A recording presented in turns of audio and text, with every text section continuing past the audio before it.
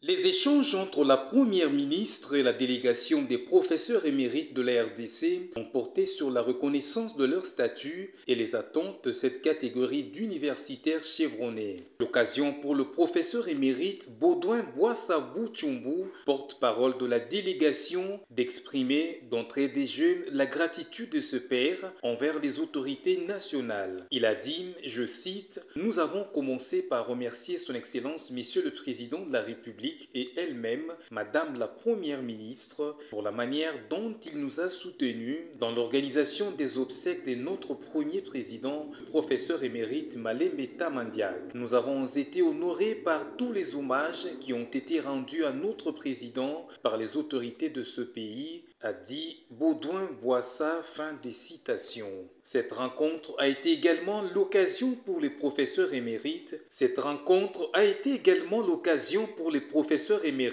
D'exposer les spécificités de leurs titres, leurs missions et leurs attentes vis-à-vis de l'État congolais. À lui de poursuivre, nous avons profité pour expliquer à la chef du gouvernement ce que c'est un professeur émérite, comment on le devient, quel est le travail d'un professeur émérite, enfin, ce que la nation peut faire pour le professeur émérite, a dit le professeur Boissa. Pour sa part, la première ministre a salué la contribution essentielle de ces enseignants-chercheurs qui ont formé plusieurs générations de cadres et dirigeants du pays. Le gouvernement a réaffirmé sa volonté de ne pas oublier ces professeurs qui ont bâti des fondations intellectuelles de la nation et ont formé l'élite congolaise. Notez qu'à l'issue de ces échanges, Judith Soumina Tuluka a rassuré ses hôtes quant à la prise en compte de leurs préoccupations. Selon le porte-parole de la délégation, la chef du gouvernement s'est montrée favorable à leur démarche avant de s'engager formellement à étudier leur dossier. La délégation s'est dite confiante et reconnaissante de l'accueil qui leur a été réservé, saluant une avancée significative